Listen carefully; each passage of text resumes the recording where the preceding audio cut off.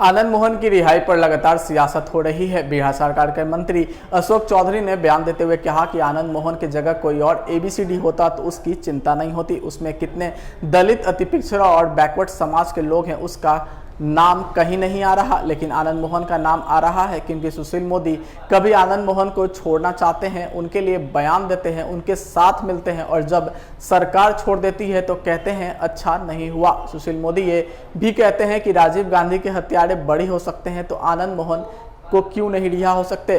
तो दोहरा चरित्र तो बीजेपी का है और उनके नेताओं का है कि अपने सुविधा के साथ वो राजनीति कर रहे हैं, इसलिए लोग हाय तौबा मचा रहे हैं क्योंकि आनंद मोहन 2 बार सांसद रहे, उनकी पत्नी लवली आनंद सांसद रहीं, बेटा चेतन आनंद विधायक हैं। आनंद मोहन की जगह कोई और रहता तो इतना हाय तौबा नहीं मचता। लालू प्रसाद यादव के बिहार आने पर भी मंत्री अशोक चौधरी ने कहा कि बीमार रहे हैं, अपने परिवार के बीच आ रहे हैं, ये तो खुशी की बात है। आनंद मोहन को रिहा करा दिया, आनंद मोहन के बहाने 26 और लोगों को रिहा करा दिया। आनंद मोहन के बहाने देखिए, ऐसा है कि स्पेशल रिमिशन की पावर राज्य सरकार के पास है और हमेशा 15 अगस्त और 26 जनवरी को स्पेशल रिमिशन का प्रावधान राज्य सरकार करती रही है। कोई पहली बार राज्य सरकार ने स्पेशल रिमिशन का प्रावधान नहीं किया है और दूसरे राज्यों में कहीं भी लोक सेवकों की हत्या के लिए जेल मैनुअल में प्रावधान, विशेष प्रावधान नहीं था।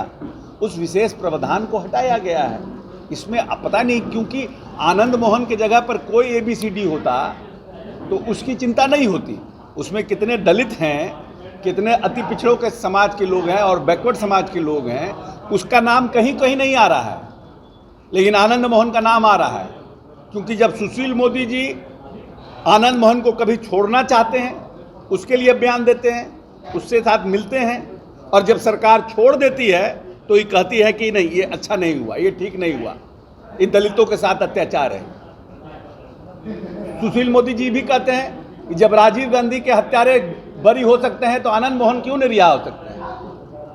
तो दोहरा चरित्र तो भारतीय जनता पार्टी का है ना और उनके नेताओं का है कि अपने सुविधा के अनुसार राजनीति कर रहे हैं।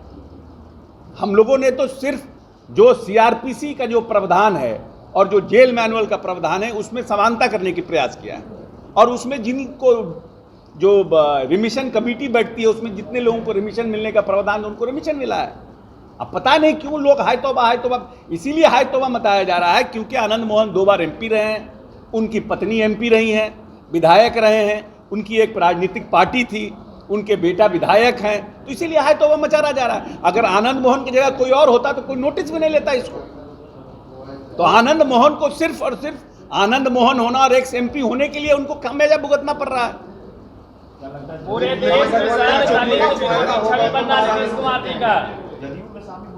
में कहीं सामने उससे थोड़ी फर्क पड़ता है। अब भाई आप क्यों कर रहे हैं आनंद मोहन के लिए, जो 25 आदमी और जो छुटे उनके बारे में क्यों नहीं पूछ रहे हैं, क्यों कौन पार्टी में जाएंगे। अशोक जी, एक चीज और है सर, विरोधी छवि बनाने फंसाते हैं, अब बचाते दिख रहे हैं एक दलित डीएम के हत्यारे को। ये तो आपका परसेप्शन है ना, ये आप ऐसा सोच रहे हैं और बाकी जो लोग 25 लोग मरे जो रिहा हुए हैं वो किसको मार के आए आपको जानकारी है। रिमिशन जब मिलता है, जब स्पेशल रिमिशन की राज्य सरकार प्रावधान करती है तो वो तो जो सजा काट लिए रहते हैं। आनंद मोहन ने कितना सजा काटा है जानकारी है आपको, आप प्रश्न पूछ रहे हैं कितना सजा आनंद मोहन ने काटा है। 15.5 साल की सजा काट चुके हैं। तो 20 साल की जो सजा होती है, जो आजीवन कारावास का प्रावधान है, उसमें जब आप रिमिशन इंक्लूड करते हैं तो 20 साल हो जाता है। तो उनको स्पेशल रिमिशन दिया गया क्योंकि लोक सेवक के हत्या के आरोपी को स्पेशल रिमिशन देने का प्रावधान नहीं था, इसलिए स्पेशल रिमिशन। एक सवाल है कांग्रेस मतलब संशोधन की जरूरत क्यों पड़ी बिहार को। समानता लाया गया है क्योंकि ये बिहार को नहीं और किसी राज्य में है क्या, और किसी राज्य में ये प्रावधान है, पता करिए ना भाई। आप ही ने तो सर बनाया था। अरे भाई आप पता कीजिए ना, ये प्रावधान हमने ये जेल मैनुअल का प्रावधान। सवाल है कि विधायक बैठे हुए उनकी देखिए, हर एक राजनीतिक दल की अपनी आइडियोलॉजी होती है और अपने आइडियोलॉजी के हिसाब से, विचारधारा के हिसाब से काम करते हैं। उनकी अपनी सोच, अपने तरीके से वो बातों को रख रहे हैं। मुख्यमंत्री से मिलेंगे, अपनी बात रखेंगे, क्या हो सकता है नहीं हो सकता है वो बाद में कैबिनेट में आएगा, उस पर विचार होगा। अगर आपने अभी तक हमारे चैनल को सब्सक्राइब नहीं किया है तो हमारे चैनल को जल्द से जल्द सब्सक्राइब करें, लाइक करें, शेयर करें और कमेंट करें। क्या आप पत्रकारिता के क्षेत्र में अपना कैरियर बनाना चाहते हैं? तो आज ही royal Ashoka institute of mass communication and journalism में अपनी जगह सुनिश्चित करें।